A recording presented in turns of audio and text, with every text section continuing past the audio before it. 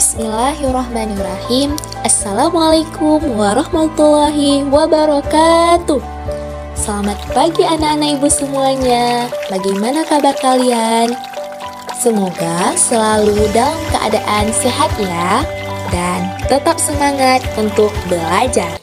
Sebelum dimulai pembelajaran, ayo kita berdoa terlebih dahulu ya, agar ilmu yang kita pelajari hari ini dapat bermanfaat dan diberi kemudahan untuk kita faham. Bismillahirrahmanirrahim. Raditu billahi rabban wa bil islami dina wa bi muhammadin nabiyya wa rasula.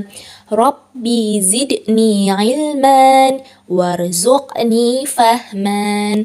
Amin ya rabbal alamin. Nah, pada hari ini kita akan belajar tentang siklus air, yaitu materi tema 8. Masya Allah, ternyata proses siklus air itu telah dijelaskan dalam Al-Quran pada surah Ar-Rum pada ayat ke-48. Nah, ada yang tahu nih bunyi ayatnya? Baik, silakan Syifa. A'udzu billahi minasyaitonir rajim. Bismillahirrahmanirrahim. Allahul ladzi yursilur riyaha fatuthiru sahaban fayabsutuhu fis samaa'i kaifa yasha'u wa yaj'aluhu kisafan fataral wadqa yakhruju min khilalihi fa idza asaba bihi man yasha'u min ibadihi idza hum yastabshirun.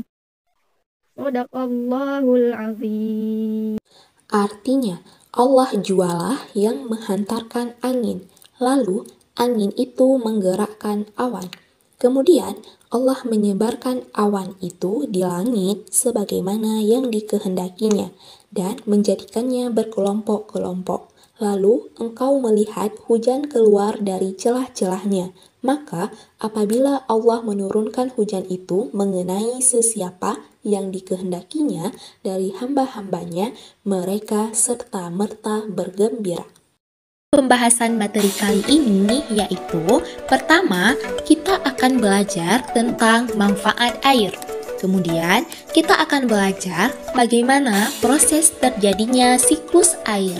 Kemudian yang ketiga, kita akan belajar tentang kegiatan manusia yang mempengaruhi siklus air. Disimak baik-baik ya anak-anak, karena setelah penjelasan ini, di akhir video akan ada tugas individu berhubungan dengan apa yang telah dipelajari dalam video ini.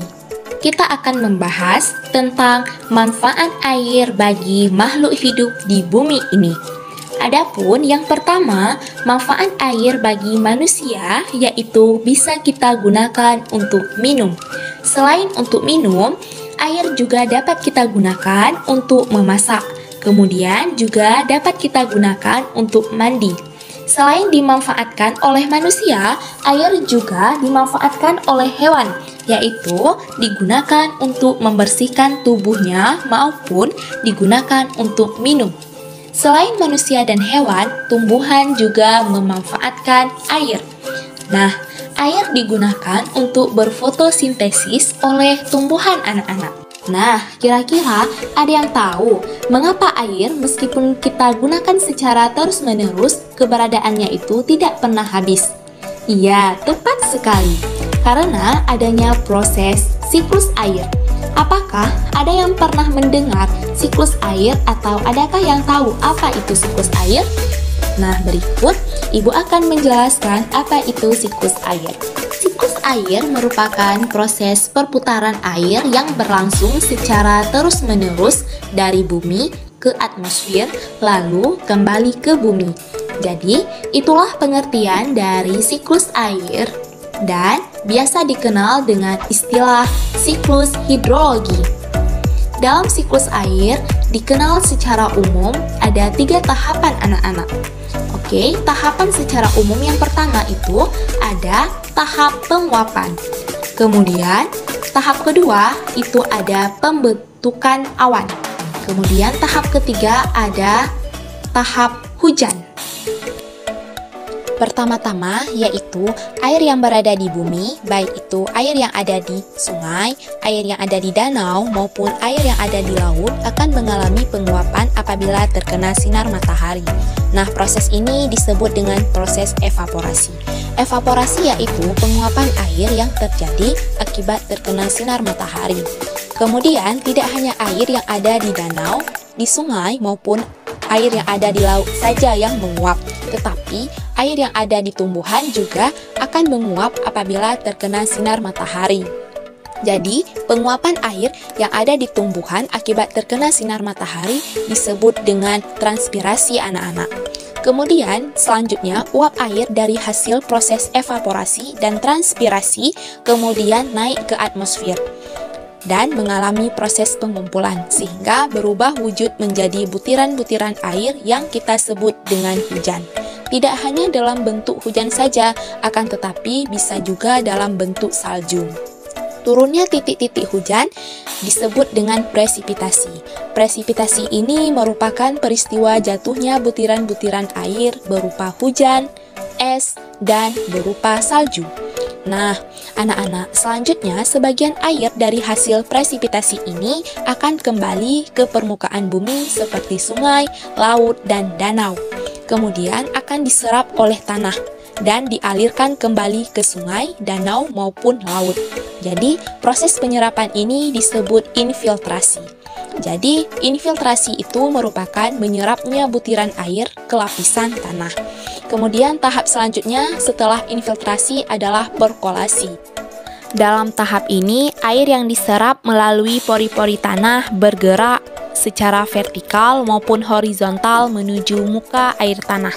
Ya, jadi itulah maksudnya perputaran air yang berlangsung secara terus-menerus dari bumi ke atmosfer. Selanjutnya, kita akan membahas tentang kegiatan manusia yang mempengaruhi terjadinya siklus air. Baik, anak-anak, adapun kegiatan yang pertama yang akan kita bahas yaitu mengenai dampak negatif. Pertama, adanya penebangan dan pembakaran hutan, maka akan mengganggu terjadinya proses siklus air yang nantinya akan mendapatkan air yang tidak layak kita gunakan untuk kehidupan sehari-hari. Selain itu, kegiatan yang berdampak buruk terhadap terjadinya siklus air yang kedua ada membuang sampah dan limbah ke air.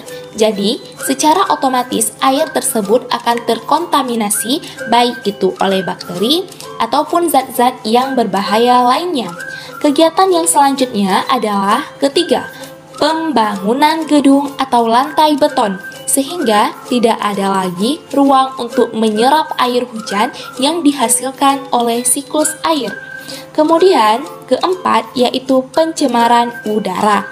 Nah, jika udara tercemar, maka nantinya air yang dihasilkan oleh siklus air juga akan terkontaminasi. Jadi, 4 hal yang telah Ibu jelaskan tadi itu sangat mempengaruhi proses siklus air. Berikutnya, adapun kegiatan manusia yang mempengaruhi siklus air yang berdampak positif, yaitu pertama, dengan melakukan reboisasi. Jadi, reboisasi ini adalah penanaman kembali hutan yang telah gundul setelah ditebang. Kedua, kemudian dengan membuat lubang biopori. Lubang biopori adalah lubang resapan air yang dibuat di dalam tanah, sehingga tanah dapat menyerap air lebih banyak.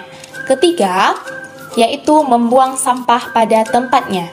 Jadi, lingkungan menjadi bersih, sungai menjadi bersih, maka akan mendapatkan air yang bersih ketika terjadi siklus air tersebut. Keempat, yaitu memperbanyak ruang terbuka hijau.